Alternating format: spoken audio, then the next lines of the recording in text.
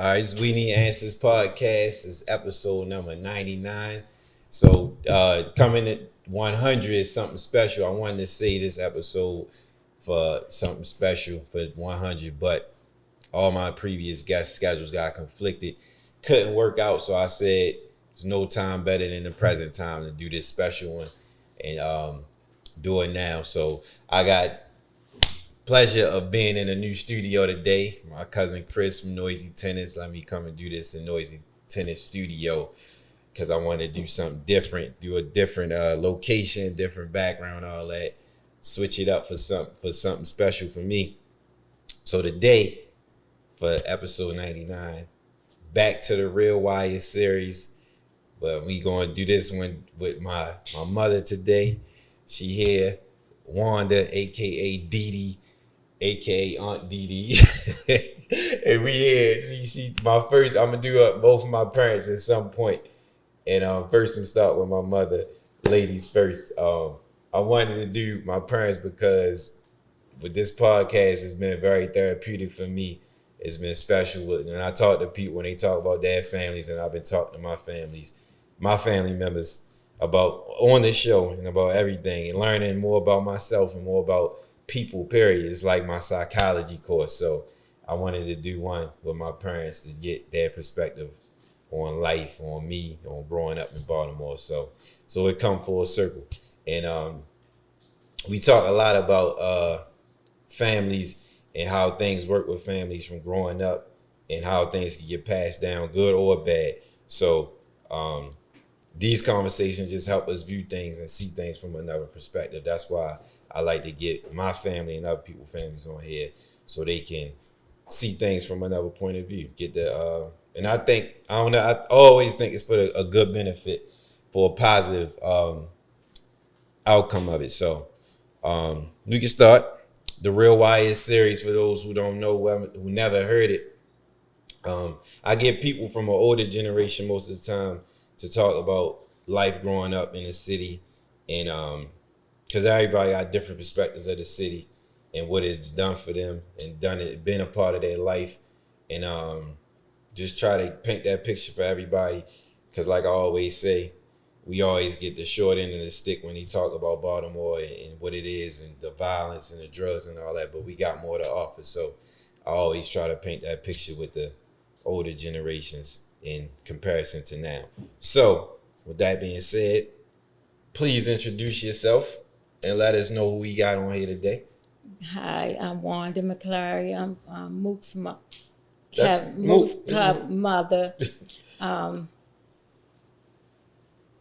And I was raised up in Baltimore, the Park Heights area. I was raised up, my mom had 12 kids. All of us didn't live together, but it was a good amount of us that lived together.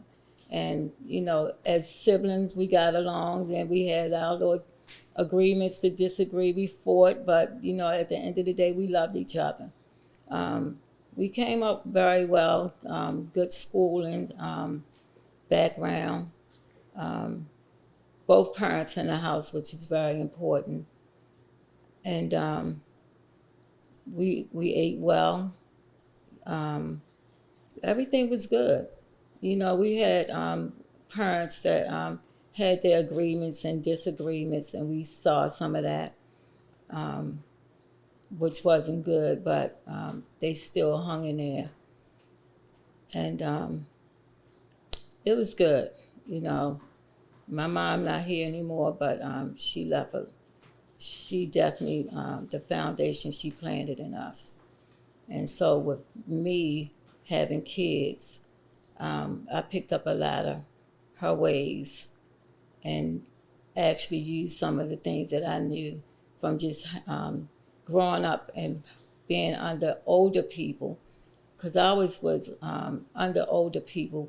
I went to sit in their houses, went to the store with Miss Joyce and Miss Evans, and sometimes sitting with Miss Penn, Miss Axie, Miss Alma. That was my girl, Miss Alma. I always sat up there.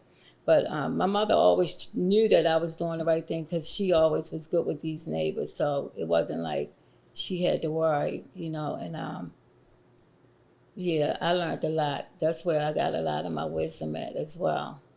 I always liked kids, so Miss Alma had a daughter that had a baby, and I was the one who would always go get the baby and took her around in the neighborhoods, because I love kids.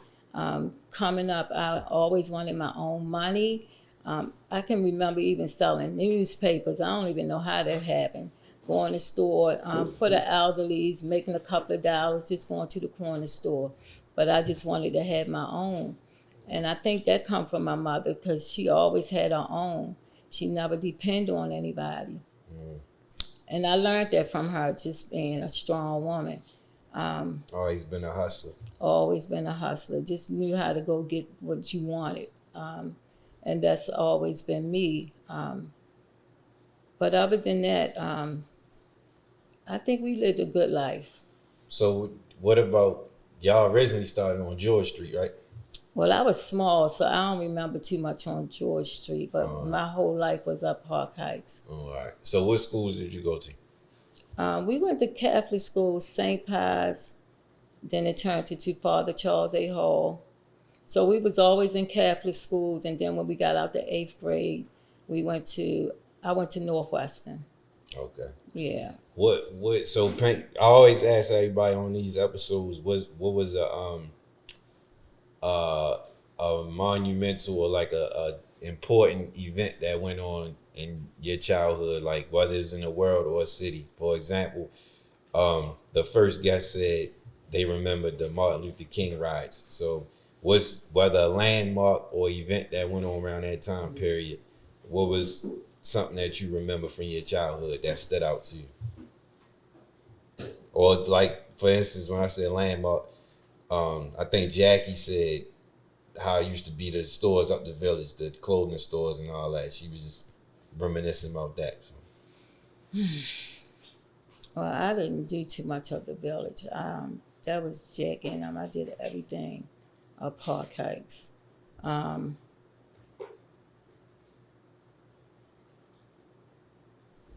If any you could talk.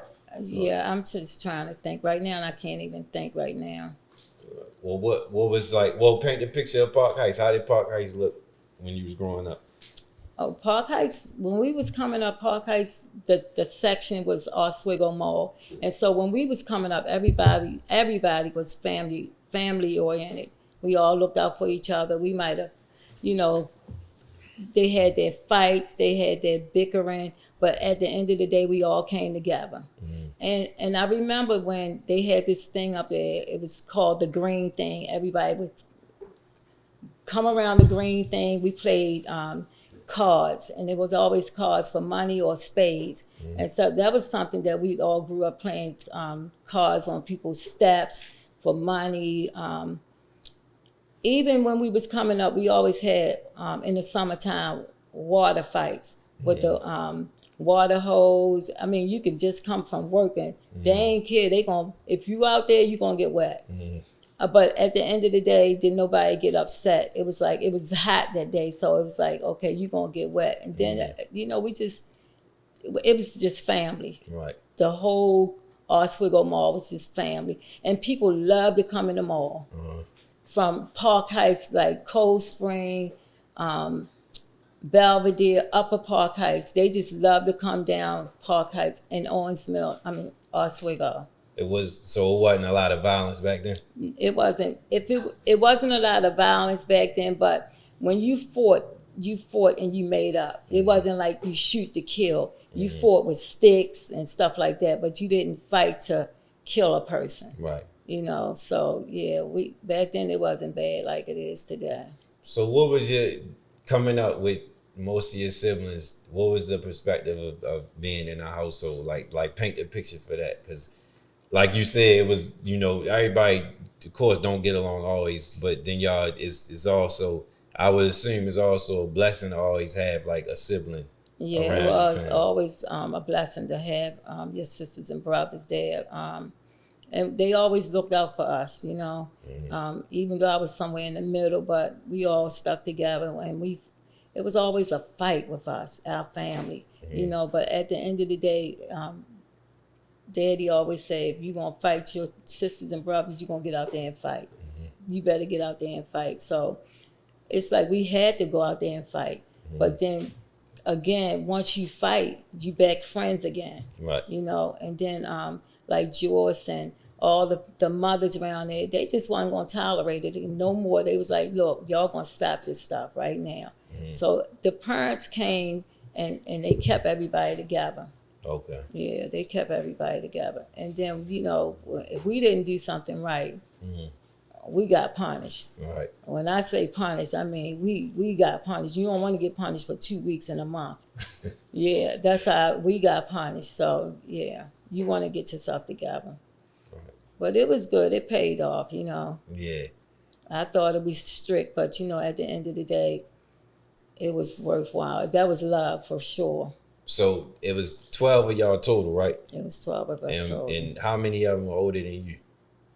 It's Tony,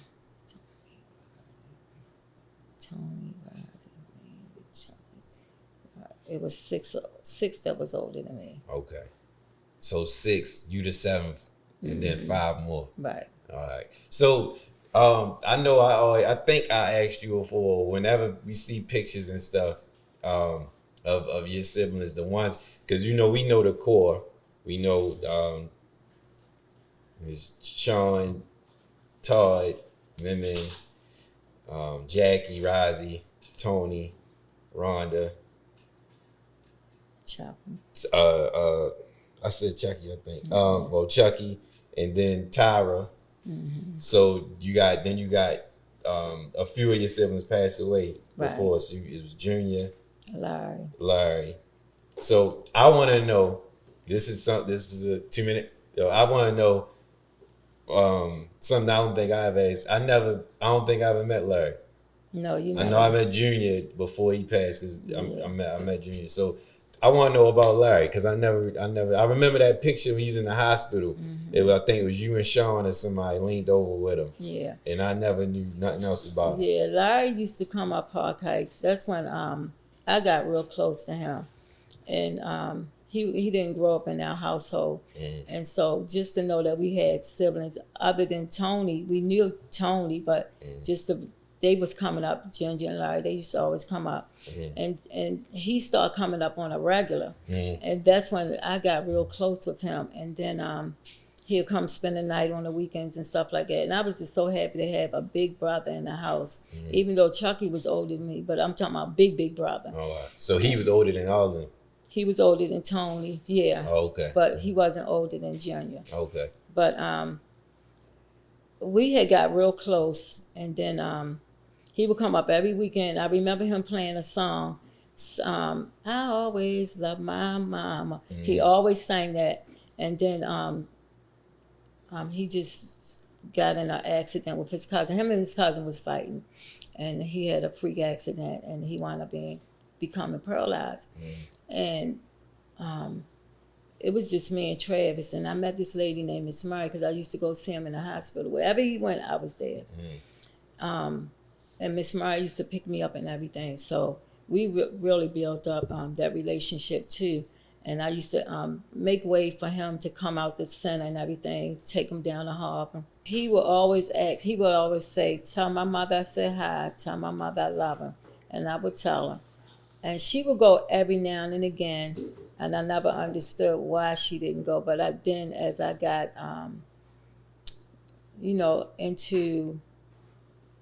into my, studying the Bible and everything, I learned and going to Bible study and just hearing things that God uses people to do things that other people can't do.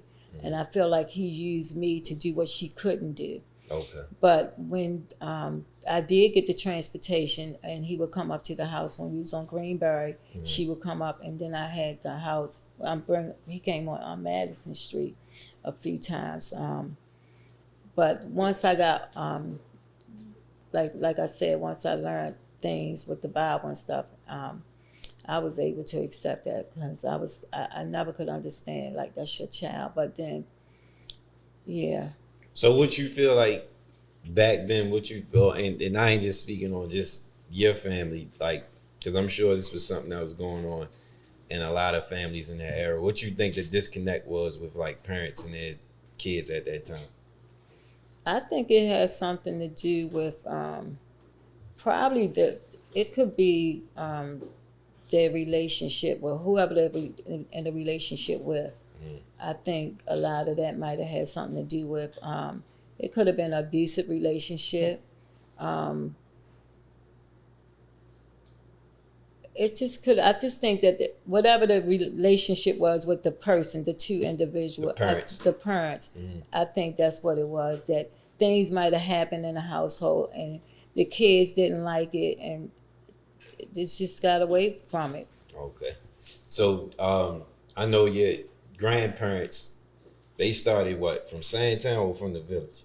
Same time. Because that's where Grammy's from, Sandtown. Right? Yes. So what was it like growing up with your grandparents? Oh, we always with both our grandparents, with my father's mother, with Grammy's mother and father. We always had that relationship, and the thing about both of them, they believe in God. So we went to church. You know, our grandfather always went to church, but when we was down with mama, daddy's mother, we had to actually go to church. They had a corner church. She was married to a reverend, and so he had a church on the corner, like a store church. Where was this at? This is right up the street from them. It was on Mosier Street. And so it wasn't far, but because they was older, he got in the car. So it was like, and it was a lot of us. So we got in the car, and we was in church a long time. We would come back home, eat, and go back to church. So we was grounded, with Christ in our life, believing in God and stuff like that. What's one of your most, since you got so many siblings, what's one of your most memorable times with any of them? It don't matter who or all of them, what? Like something that happened fun back in the day or something. Well, me and Chucky, when we was going to school, I used to go with Chucky to, Chucky always took karate. And I always went with him to see him practice and stuff like that. And I just liked the fact that my brother was like kicking butt, even practicing. So, me and him was always real close. I guess because we were so more close in age. Okay. Yeah. What did you play sports? No, but I always exercised. Me and him used to run together at Park Heights too. Okay. What was your going around that era growing up? What was your favorite place to eat at? Well, when we was coming up, we had McDonald's and we had the Chinese restaurant, and both of them was like on Cold Spring and Ricestown Road. All right. What did you say the difference between, if you knew back then, what was the difference between East and West? You ain't really go South Baltimore, did you? No, I didn't do East. I ain't know nothing about East until Grammy moved over East, and I still don't know too much about it. In the late 80s. Right. She moved there in the late 80s. Yeah, I think yeah, because it wasn't even late, because Travis, it was in the 80s, but I don't think it was the late 80s. Okay. Because Travis was born in 82, and after that, like a few years after that, that's when she moved down there. All right. Well, since you brought it up, Travis, my big brother, your firstborn, talk about having your first child. I had Travis at age 20. Travis, I always loved kids. So Travis, and I always played with baby dolls. Or probably until I was like 13, 14 years old. So I treated my baby dolls like they was real. And so when I had Travis, I spoiled that boy like nobody's business. And I was real protective with him too. And there's a lot of things happened with me. Travis, my father didn't like Travis' father. So how I got on my own is when they had a fight. And then your father and Travis' father? Yeah. They had a fight, and then he came back in the house. When I came in the house later on that night, I was actually getting ready to feed him, and he had told me to get out. I had no idea where I was going at, but and Grammy was right there, and I think because she was scared, she was in an abusive marriage. But anyway, the girl I used to work with, Tyra, asked her mother, "Can I sit? I ain't know these people from Adam or Eve." And they told me I could come around there, and they really was good to us. They never had any babies in the family, so they was like, "We got a baby." He was a year old. They went, "We got a baby," and I mean, they spoiled him. They was good to me. I'm still in contact with them. I always talk to them, send them, her mother money in the car to go see her here and there. But I never forget the people that opened their doors. So she let me stay there as long as I wanted to. I was going to data entry school at that time. Travis was in daycare, and I did, whatever it took for me to do what I needed to do to get where I needed to get my own place. I was just going for that. I got a job, got my first place, and I was just. Then it was a church down the street. I walked down the street. Me and Travis went to the church. Always worked and kept my place. Sacrificed a lot of things just so he can have it. He still was in daycare, and I miss my mother when I left because I used to take the bus, and the bus used to always ride past her house, and then eventually I just went over there. How long was that separation? It was a while. It was less than a year, probably less than 6 months, but it was a while. But I just made up in my mind that I was going to get off the bus and go see her, and I did it. And how was that reunion? Oh, she probably wanted it just as bad as I did. So I don't blame her for nothing. Actually, it just got me strong. Right. And I always look at a lot of things where she had to do things because of the situation that she was in.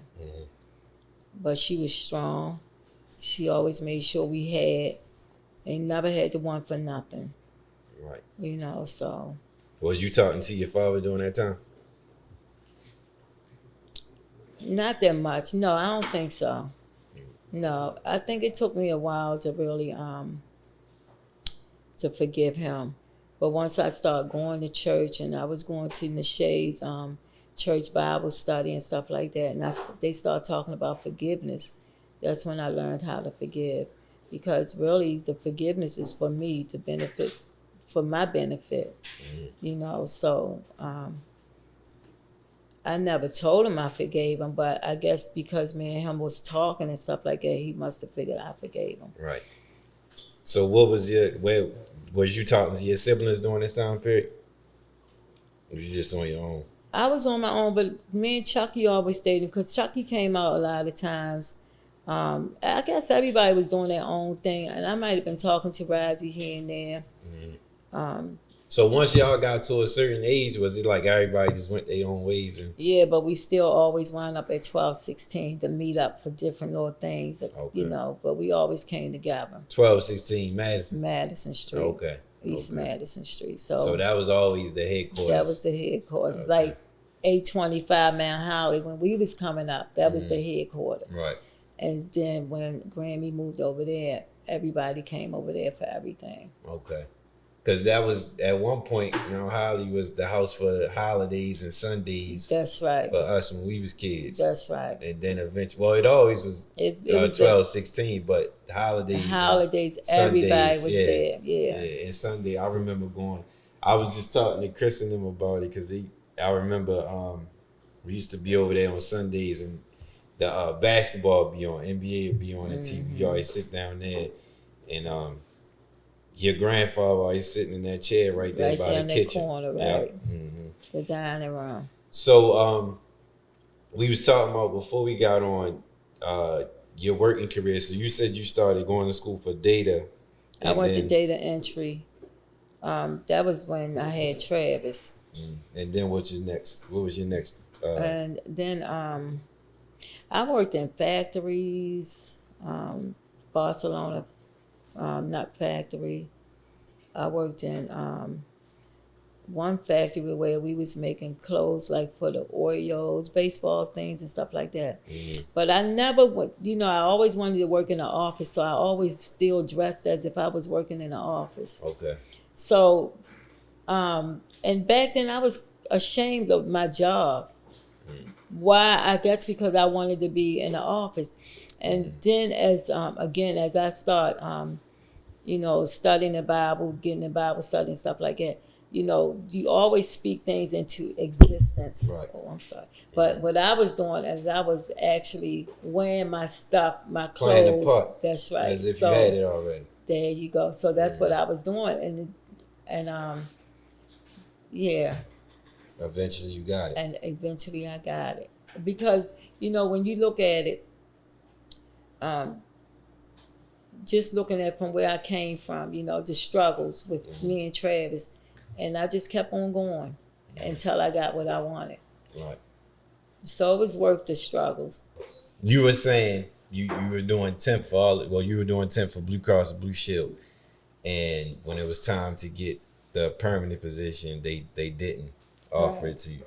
They didn't offer it to me Because the supervisor said that I socialized too much. And the only reason why I knew that because my girlfriend Rolanda, supervisor, and my supervisor was friends. And that's how I found out. But my job was to socialize with the underwriters. And that was it. So once I left that job, the company that I was temping from, they got me another job, and that was IWIF, and that's where I started my career. I was there for 10 years before I resigned.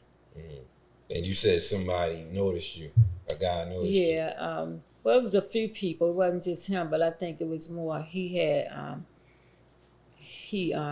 actually was close to my supervisor and the people up on the fourth floor, and he was the one that actually put it out there because they always had security, and they selected me because they just wanted somebody that that knew underwriting and different sections of the what the business was, and it was workman compensation. So I guess because of my appearances and my mannerism, people picked up on that. So I remember going there to your job. That's when I was young. It was out there in Towson on Joppa and Block. What's that? Block Raven.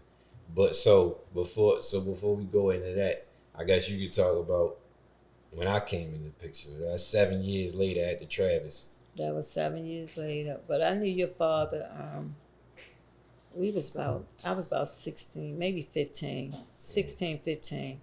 I knew him before. We just ran back into each other like in 87. And we started seeing each other then. And that's when we was dating a little bit. And that's when you came along. He didn't have no kids, thank God for that.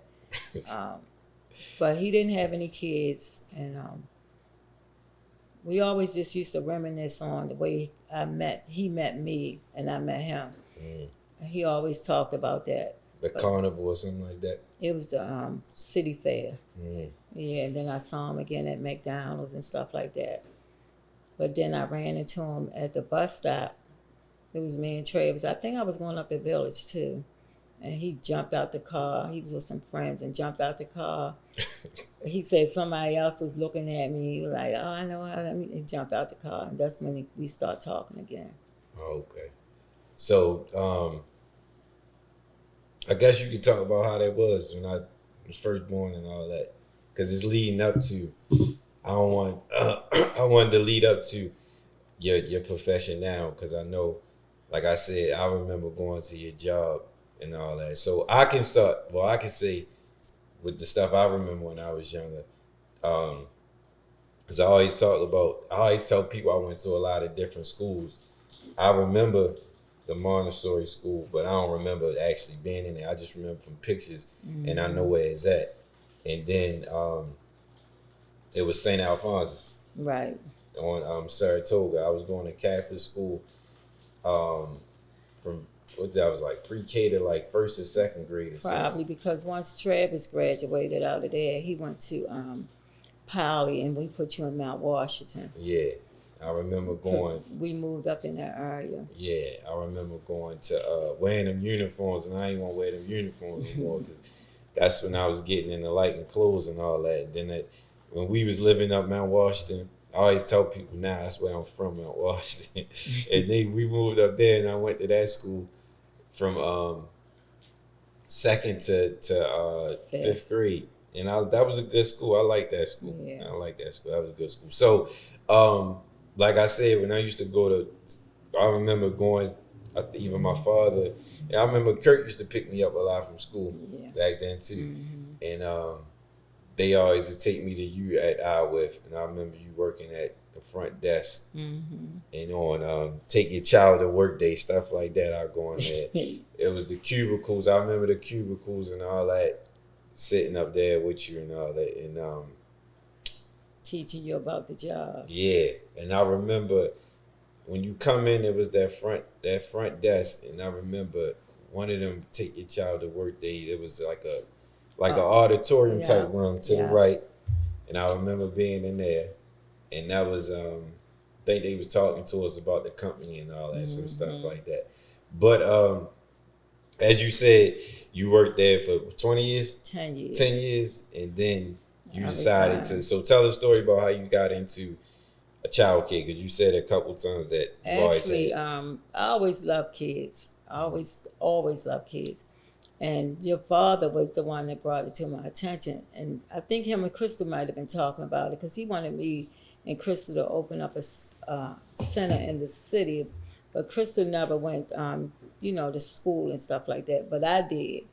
And the only reason why I did it because I was going through, like I said, I had a supervisor that just wasn't let up off me. And I just got tired of and said, you should just get your own business, and first, before I did anything, even back then, I always prayed about it. I just didn't, just let it go, because I believe in if you go in prayer and you have faith and you trust God, then I know that it's going to work out. And today, I still stand on that because I still had that business. Right. And so, what was the process? So you went to did the classes, and then what? I went to Sojourner Douglas, and then while I was doing Sojourner Douglas, once I finished that, I used all my vacation time up. Then I put my resignation in, used my time up. Fixed it, the daycare up in my basement. And I opened up with family members, which was Monet 5 kids. And then Malik came along. And then I was able to have 8 kids, but that right there opened me up. And I know that, everybody like to have their child somewhere where they know they can have a peace of mind. Go to work and know that their child in good hands and nothing happening to their children. So for me to have my kids in daycare, I wasn't always pleased. So when I opened my daycare up, I knew what I wanted to give parents. And that was actually to nurture children, protect them, and give the parents a peace of mind, while they at work. So at that, and Monet would always go to work, and she was in school, and she'd come back and say, Aunt Didi, I thank you so much. She said, because we went to these daycare centers, and they was giving the children fried Cheerios. They just didn't treat them right. And she just always thanked me. She, and that made me feel good that somebody appreciate what I did, So I just. You said you ain't like the daycares that had us in. I remember Miss Rita. They was, when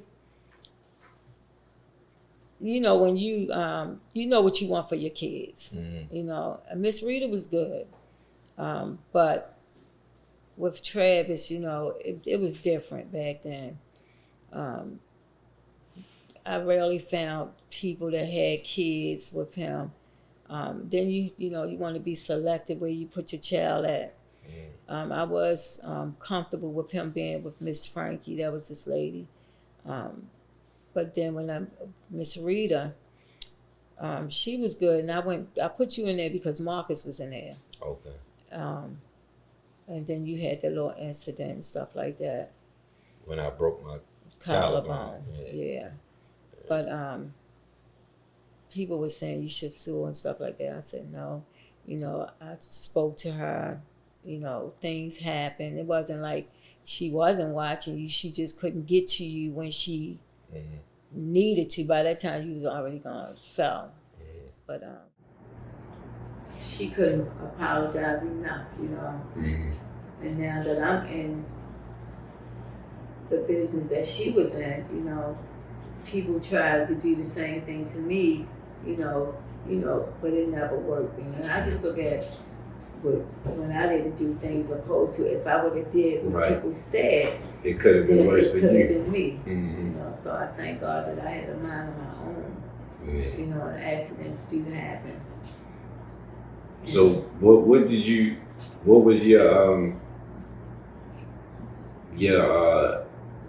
first like I want to say mishap. I want to say what was something that you came across early on that made you feel like, if it did make you feel like you didn't want to do it. Did you have any instances that was like, I don't know if I want to do this now?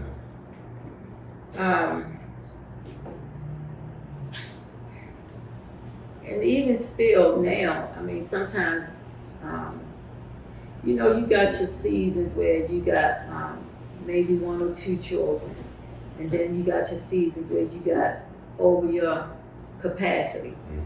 And back then, when I only had 1 and 2 children, I was like, I knew that I did this in faith, and sometimes you do get doubt, you start doubting yourself, but I still hung in there. And if it wasn't for me staying in Bible study and just learning the word and trusting God, I probably would have let it go. But I just had the right people around me to just keep on pushing me and reading my word, and every time you turn around, I was just saying the same thing. So I hung in there, and I just wanted to make a difference in children's lives. That's the whole key, just making a difference in somebody's life.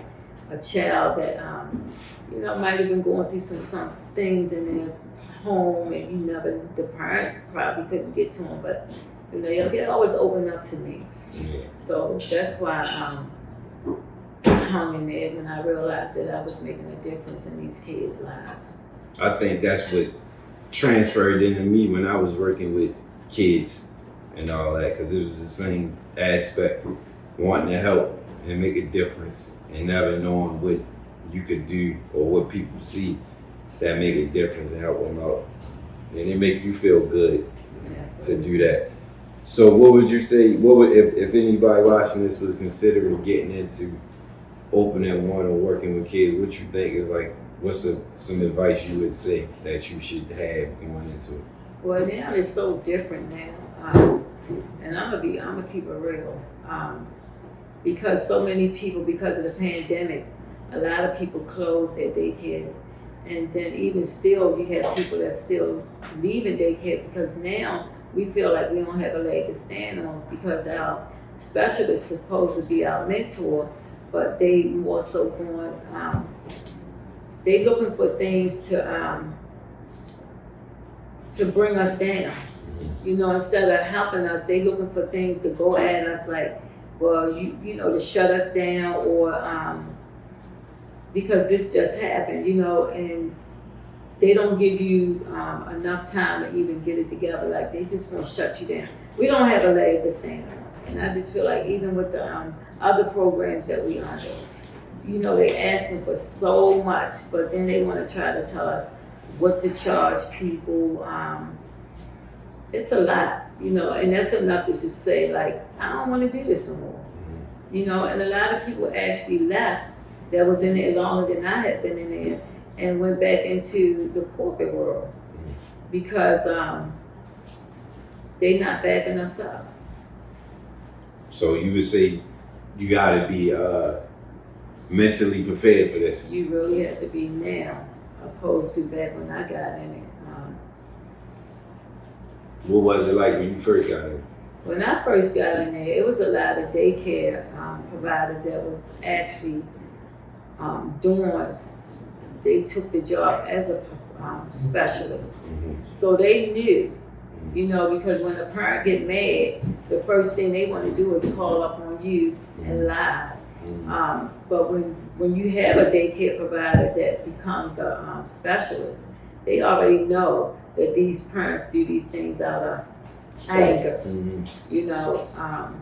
But as long as you have your I's dotted and your T's crossed, because it happened to me twice, and I just know that they'll go after you any kind of way just because they can't have their way, and because parents want you get the contract, you sign off on it, but then when things don't go your way, you get mad and you call the specialist. But then when your specialists come out and they go over everything, because you already know who called up on you, and you go over everything, and then the specialist says, well, everything is in your contract. It speaks for itself. So that's the one I had a few years ago, but the ones I have now, this is a new one, so we don't even keep them that long. And they come from different states, they being trained, and they just don't know, you know, and they don't listen. So we always having meetings, you know, with the state because we under the state education. So we always having meetings, right? You know. So what do you feel like is something that you make a parent feel confident about when choosing you? A lot of my parents has been referrals. So they already know that I teach kids. It's not about the money. It's about your child being in a safe environment. Your child is being prepared for kindergarten. And I stand on that because I give my kids homework. I expect my parents to help them with their homework, send it back. And I love when parents come back when their kids go to kindergarten and they come back and say, thank you, Miss Wanda. My child is on above average. That makes me feel good, you know. And I like it when you see parents, the ones that you send the homework and they bring back, opposed to you send the homework and they don't bring back and they say this, that, and the third. And I feel sorry for that child because this is what they're gonna have to go through when they get in school. And so, you know, your feelings get involved, you know, and I take my job so personal when it comes, because it's about the kids. Right. What's your ultimate goal with the business? Have you reached it? No. Well, I think I did. Sometimes I want to send it, but then I don't. But then I say, you know what? As long as I'm making a difference in these kids' lives and they come back, they help me, they never forget me, you know, because they don't. They come back and they do their community hours. They work in the summertime. As long as these kids know that Miss Wanda gonna always have their back, and when I get old, they're gonna come back. God gonna use a few of them to come back and take care of me. So I just know that I just see, you know, what I put into them, I see it, you know. So that makes me, yeah. What's the benefit, or what's the pros and cons of the house versus the center? Well, the home, to me, is, and a lot of people want homes because it's more like family. It's a closeness, you know, opposed to when you have centers, you know, you separate it, it's big. And sometimes I did want a center, but then I like the closeness, you know, the family feel, you know, so And then they know, and not all daycares like this, but some daycares are not clean. Yeah. And parents, and then they get a full course clean, good meal from me. The environment is good, it's clean. And even before pandemic, everything they told people to do, I've been doing that. Right. So they was like, oh, I know Aunt Dee do this, so I ain't got to worry about that. Couldn't wait for their kids to get back because they already knew that their child was in a safe environment. Right. I know, so I've been there from day one, so I know your battles with finding help. Is that something that's like, how you feel about having somebody work with you? Well, first you always have to, when I do pick a person to help me, they have to go through the state, they have to get their fingerprints and stuff like that. So they have to run their background first and foremost.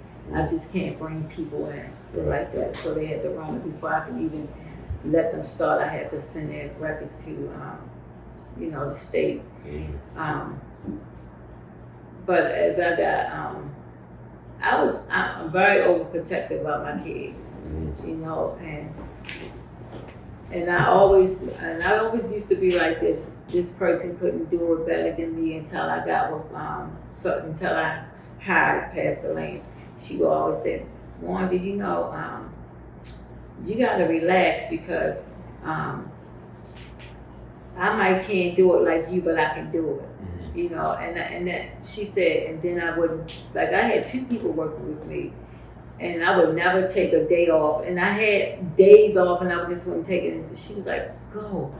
I had to learn how to do that, but when you feel comfortable with people, then you would go ahead and do it. And so once I felt comfortable with the people that had, I was good with that.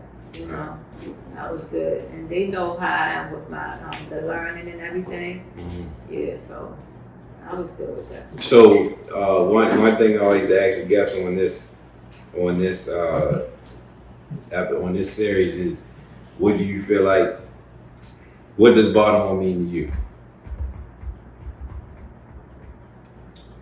Does it mean anything to you? Yeah, I was born and raised in Baltimore, and I love living in Baltimore, even though I'm in the county, but, it meant a lot to me, even with the things going on, the killing and everything. I know it's a different generation coming up, but it's my hometown, and I love it, it's gonna always be a part of me. All I want is the people just learn how to come together and, and I'm speaking about Black people. We gotta stop trying not to help each other. Right. We gotta help each other because what's for you is for you. And if I can help you to get to where you need to get to, then that's good.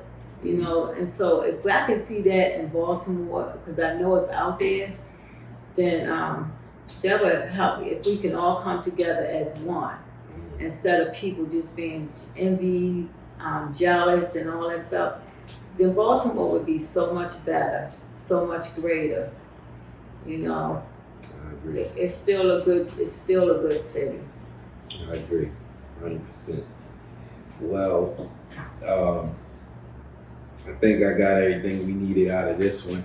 I appreciate you coming on for sure, and I think that this was definitely, you watching this and listening to it, you can get some perspective out of who I am out of this as well.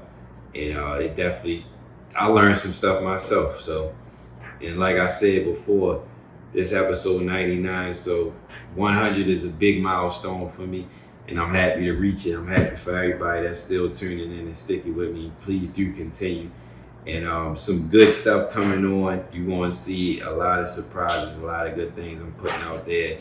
And please subscribe to the YouTube and the podcast apps and everything else, and stay tuned for We Need Answers podcast. And this is the Real Wire series. Please check all the previous. I think this is like I ain't even gonna guess. I ain't gonna guess which one this is, but it's a real interesting series. So thank y'all for tuning in. It's episode 99.